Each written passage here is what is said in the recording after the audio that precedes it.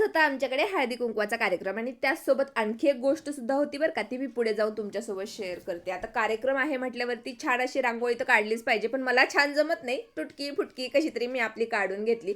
2-3 दिवस झालं सारखं बाहेर जाते, पण विड्याची पानं काही आणायची लक्षात राहिली नाही. त्यामुळे कृष्णाला आणि अभिला पाठवलं होतं आणि अनूचं बोरन्हाण सुद्धा आम्ही इथेच करणार होतो. त्यासाठी सुद्धा काही गोष्टी आम्ही इथे आणलेल्या होत्या.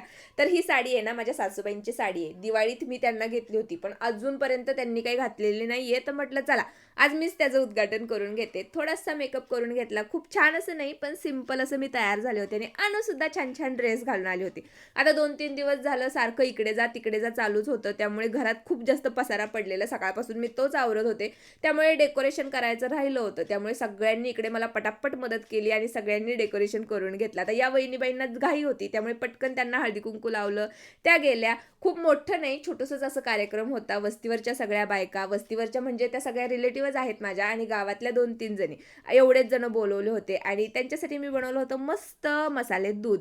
आता आमच्या अणूचं इकडे चाललंय की काय बनवलंय आज तू, मला पण खायला दे. नाश्त्याला पण काहीतरी बनवायचं प्लॅनिंग चाललं होतं माझं, पण करणं काही मला झालं नाही. त्यामुळे आमच्या आहोडनी जाऊन फरसाणा आणि मस्त गरमागरम जिलेबी आणली होती. मी खूप विचार करून ठेवला होता की छान असा कार्यक्रम ठेवायचा, पण गडबड एवढी झाली की त्यामध्ये करणं काही झालं नाही आणि आज शेवटचाच दिवस होता. त्यामुळे आज तर हळदी कुंकू करून घ्यायचंच होतं. आता सगळ्या बायका एका ठिकाणी जमल्याच होत्या.